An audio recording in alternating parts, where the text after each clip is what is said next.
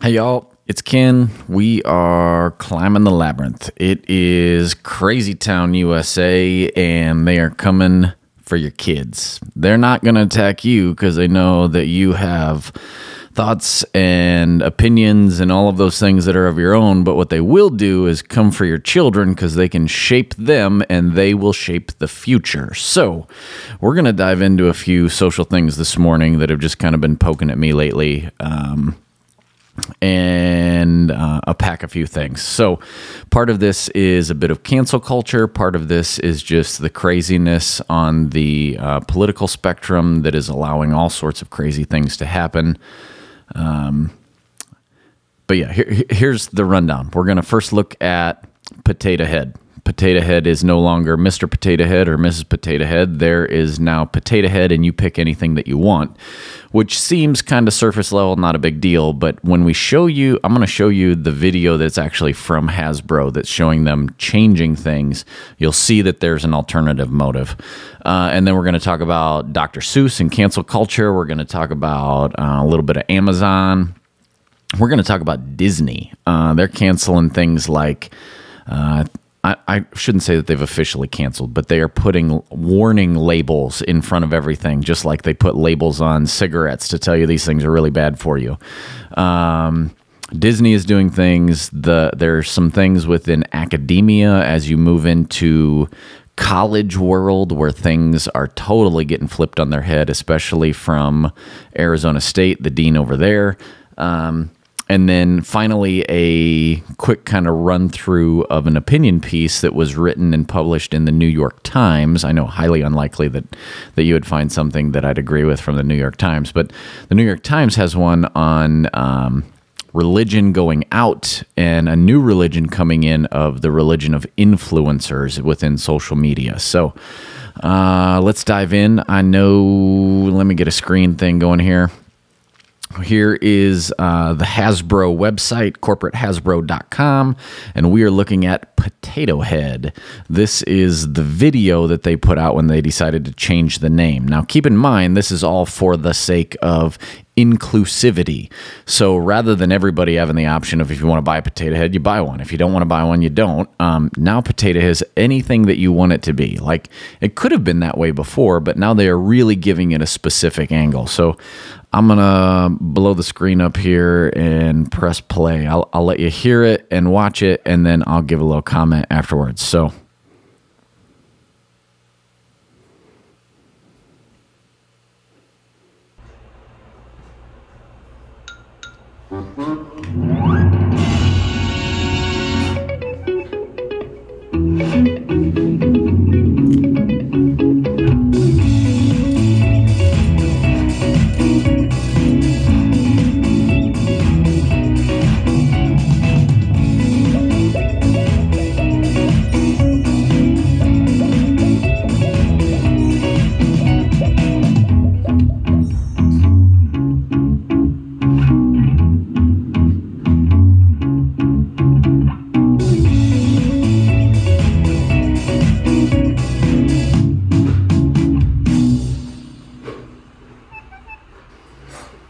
Okay, we're back. Potato Head, there's no wrong way to play. And the first thing that you'll notice is there's no more Mr. Potato Head. Now it is for the modern family. And so Potato Head shows a Mr. and Mrs. Potato Head and baby Potato Head. And as you move through, then you get to see that Mr. and Mrs. become whatever you want it to be. So then it looks like there's a Mr. and a Mr. and a Mrs. and a Mrs. and a maybe trans Mr., trans Mrs. I don't know. It's any possible combination of what you wanted. Now, was this possible before? Yes. But what they are doing now explicitly is advertising towards your kids and towards you. So who knows where this will be? Maybe this will be on Nickelodeon or some sort of maybe Hulu or something. I'm not very many people have cable anymore. And so when you start seeing these things, what you'll start to see is if your kid wants to have fun, they need to look at a modern family approach. And a modern family approach says, do anything that you want. You can be free to build a family any way you choose. So what we're doing now is promoting to children that family is no longer mom and dad in a relationship and then having children and working towards some sort of common good, be that religious or irreligious. You can look throughout history and the decades of information. I mean, one of the great proponents of this is Thomas Sowell, the economist, who the greatest downfall is when you have a family that's torn apart. And here it's saying, we're not going to tear families apart. We're going to let you build your family any way you choose. And so it's not about having a masculine man and a feminine mom, or a mother and a father. It's about having my two dads, my two trans parents, my two moms, anything that you want. The sky's the limit. You just pick. And this isn't them telling people to their parents like, hey, we're going to be more inclusive. This is very subversive, very subtle techniques to let your kids see this and think that it's normative. Okay, let's go to the next one. The next one is we begin to see the cancel culture stuff. I'm going to click on Amazon here. We're going to go Dr. Seuss. Here we go, Dr. Seuss. If I ran the zoo, I'll zoom in right here. You can see if I ran the zoo, but you can't buy it. No, okay, well, maybe let's just go up here. I honestly don't remember reading Dr. Seuss. If I ran the zoo, let's go down. You can't get anything. So you scroll in here and you got one hardcover, $380. Paperback, $329. It has been canceled. Okay, let's go up. What was one of the other ones? The Mulberry Street. And to think, there we go. I saw it on Mulberry Street. Let's scroll down and we've got no ability to buy that one, no ability to buy that one, no ability to buy that one. Let's click on one of these and you see a hardcover for $200. Now, to many, you may think, okay, not a big deal. Amazon is a private company. They can buy and sell anything that they want. They can promote whatever they want. Not a big deal. The struggle here is Amazon sells over 80% of the market share of publicated books or published books. So of all publications, 80% are purchased through the Amazon platform, whether that be Audible for the audio listening, for Kindle books, for actual hardcover, softcover, real in-person books. All of that is to say 80% of the share comes from Amazon, and now they're starting to cancel out books. This is just for kids' books. This doesn't even go into all of the books that they've canceled that talk about the actual reality of gender specifics and how that plays into who you are as a person and long-term effects of transgender things. But specifically to kids, they're starting to take away books here, Dr. Seuss books. And there's a whole list. What's the list? I've got, and I think I saw it on Mulberry Street, If I Ran the Zoo, McElligot's Pool, On Beyond Zebra, Scrambled Egg Super, The Cat's Quizzer. Now, most of those I'm not super familiar with. I mean, they didn't cancel Cat in the Hat or Red Fish, Blue Fish, but who says that those aren't next? The irony in all of this is they're canceling kids' books because they don't like the way that they portray stereotypes or racism or any of these things that you go, do you think Dr. Seuss had that in mind when he wrote it? Do you think we've read it for years? Do you think that the Obama administration, when they had Read Across America Week, that they would promote all of this Dr. Seuss stuff if they thought that he was a racist and a bigot and a whatever phobe? I don't think so. But suddenly we're starting to gear things that direction. We're starting to tell our kids, Dr. Seuss is not so good. But here, watch this. So you can go onto Amazon. We'll just click right here and we'll go Adolf Hitler,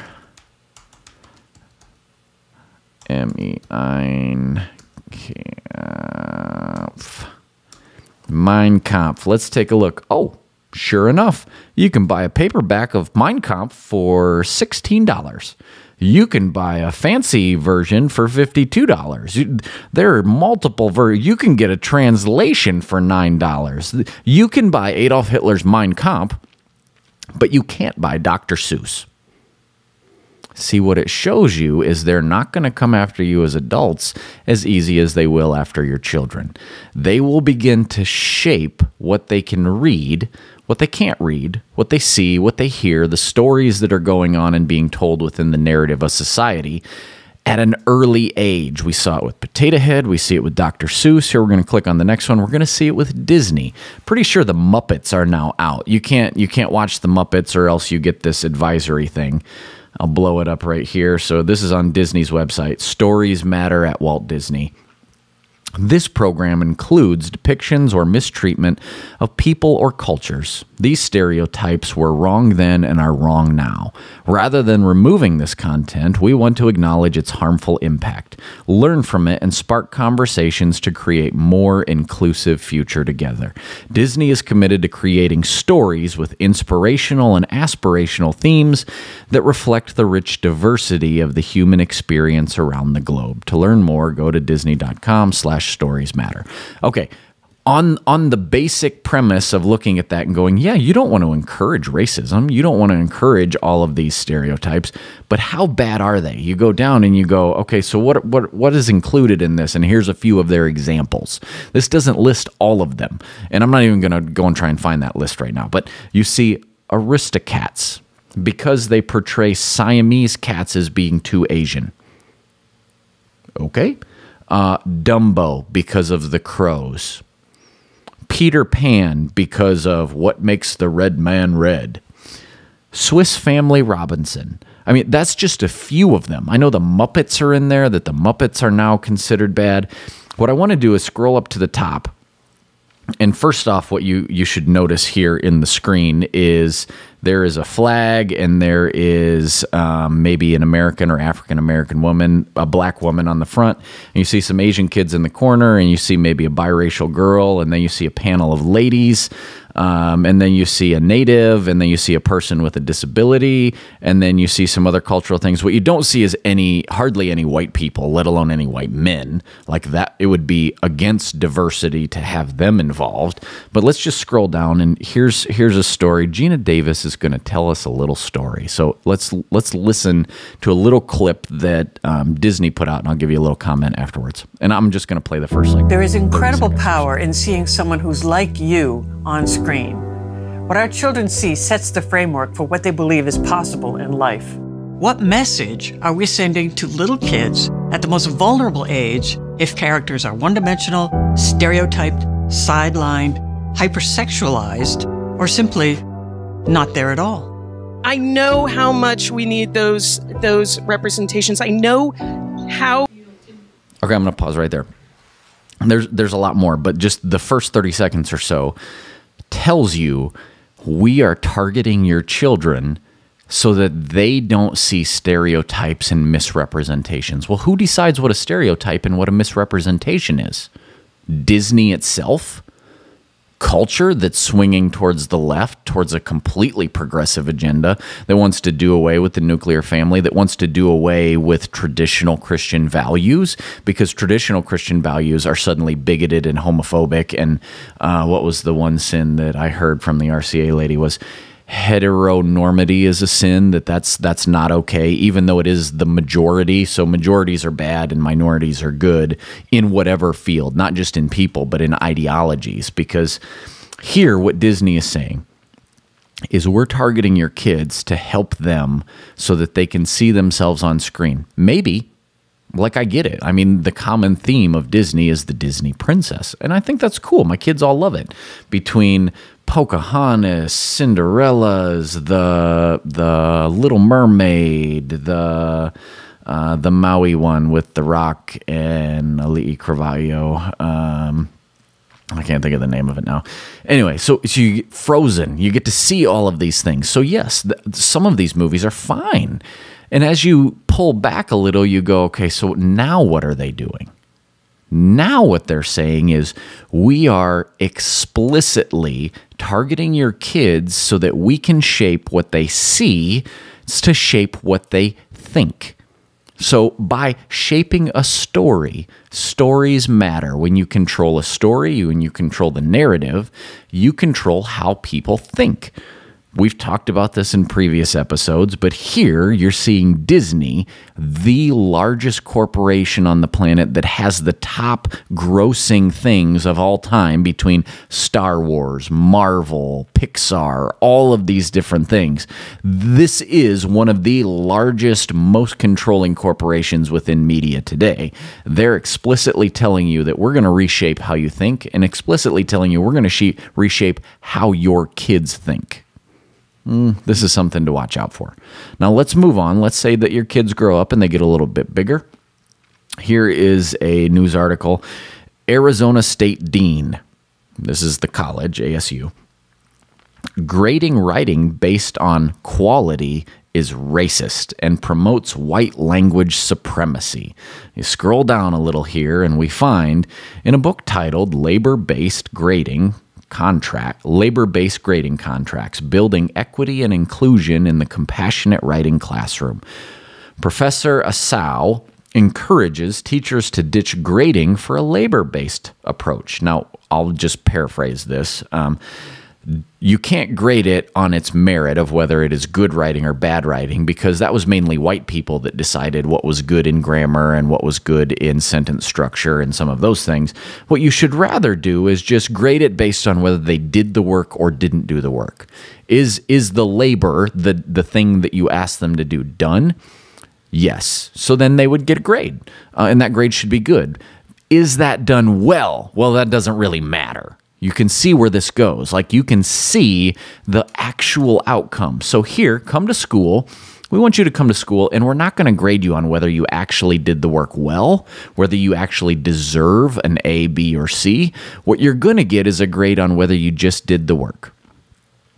Okay, so you can see, how did this work out on a grand scheme within the world economy? You can see what happens when you find socialist and communist countries, areas in which, especially like the USSR, you begin to see people just don't try. People don't care. They go to get something. Now, how does this affect somebody that goes to ASU, or a person that's been shaped by things, and they go there and they work hard? They want to get a good grade. If I went there and wanted to get a good grade and I thought that I got an A and I got an A, and the person beside me who didn't do hardly any work but kind of typed up a paper that was awful, and they got an A, well, then how does that make you feel about what you did? Not so good. The point I'm getting at here is from Potato Head to Dr. Seuss, but you can buy Mein Kampf and Adolf Hitler, but not Dr. Seuss, to Disney shaping stories and realities, to the next step in your education system is, well, as long as you show up and you just do something, that's good. Why is that good enough? Because we want you here so that we can tell you how bad you are and how good somebody else is. We want to tell you, rather than we're all equal, that no, you're not equal, that some people are better than others, whether they think they are or know they are. This is beginning to see the crazy stuff come out. This is the beginning of, I remember a few years ago where it was like, we can't use red pen when we correct things because red pen is a divisive color. You go, why is that divisive?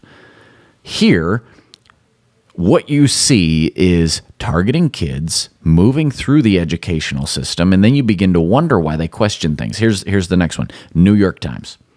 New York Times, click in here. Here's the opening splash, empty religions of Instagram. And I would think that this applies in a grand scheme to almost all social media, whether this be TikTok, not so much Facebook anymore, because most millennials and under are not really on Facebook anymore. We'll start off right off the back. This is by Leah Stein. Let's zoom in here. On Instagram, I follow 700 people, mostly women. 100 of those women follow Glennon Doyle, whose memoir, Untamed, has been a New York Seller's bestseller list for 51 weeks. Okay, moving on. Fans of Mrs. Doyle's gospel, good news for Mrs. Doyle, or Ms. Doyle, actually, here. an accessible combination of self-care, activism, and tongue-in-cheek Christianity. Jesus loves me, this I know, for he gave me Lexapro. All of these people can worship at any time of day or night at the electric church of her Instagram feed. By replacing the rigid dogma of religion with the confessional lingua franca of social media, Ms. Doyle has become a charismatic preacher for women like me who aren't even religious. 22% of millennials are not affiliated with specific religion. We are known as religious nuns. This is according to Pew Research.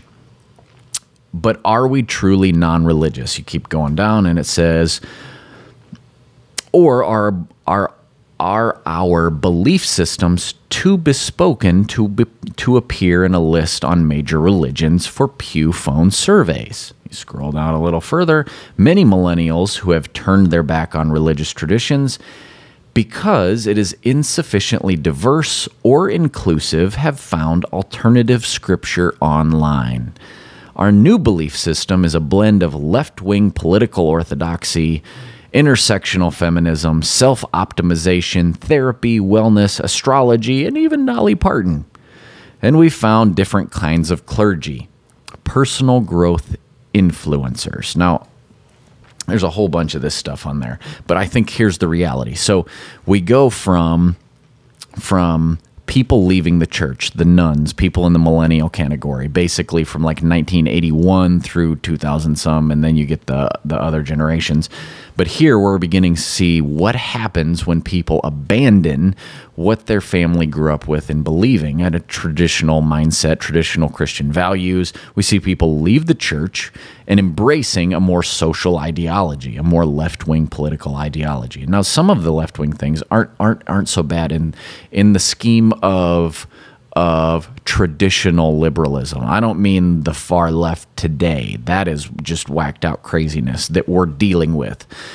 But what you see is we want to influence kids, like with Potato Head, and anything is okay, everything is inclusive. We want to be able to take away books so that they can't see any of these things because it might be stereotypical. You see that in Disney, where they're going to put like old school cigarette ads on the side there that this is harmful for your mental health. So they're telling you, we're advising you that you shouldn't really watch this, but we don't want to take it away because it's a classic. And so we're shaping the story. We want to reshape stories so that we reshape minds. We want to reshape the way people think. How do we do that? Is even when you get into college, you begin to see we're going to reshape how you are graded. We're going to reshape what it means to actually be a part of this university so that when you get out in the real world, like many millennials are now, they're struggling with the reality of how do I fit in with a family? How do I fit in with kids? How do I fit in with a spouse? And how do I struggle between living in a politically divisive world? Well, rather than saying, like many traditions do, Jesus, I need your help.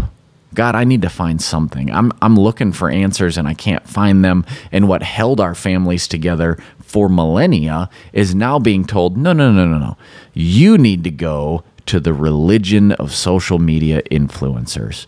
People online are shaping how we take things in. So now Christianity is out. It is on the fringe. You can even see all of the woke churches that are beginning to become more inclusive are also the ones that are creeping towards the Bible is just a book and it's not really God's word and it's how you interpret it. It doesn't really matter what it really said in the original things because we can reinterpret some of those things for now in a modern context and the modern family. And this has been going on for a long time. But what we now have is people abandoning those sort of realities, the Christian mindset, the traditional family, and embracing a new religion. So the new religion is that they look online for these more progressive left-wing social advocates that get filtered through the algorithm all the way to the top. Maybe one of these episodes I'll do one on the algorithms that Google and Facebook and social media have to program what you think by what you see. So here they're pushing these people to the very top of the agenda, so you begin to see them and you begin to interact with them and think, oh, maybe that is right. Well, you're not getting the other side. You're not hearing anything from the traditional point of view, because that is being pushed to the very bottom unless you specifically go and look for it. So from kids to the books they read, from the toys they play with, Potato Head, to the books they read, Dr. Seuss, to the things they watch, the stories being shaped by Disney, to the grading that we have within our educational institutions, all the way to the things that you see on your telephone screen. All of this is being used to shape how you think. All of it is being used to say anybody that believes anything that is on the conservative viewpoint, and there is a wide swath of what conservative means now, anything that is basically anything that is not far, far left progressivism. And I don't mean just classical liberalism that used to be the Democrat of the last 15, 20 years.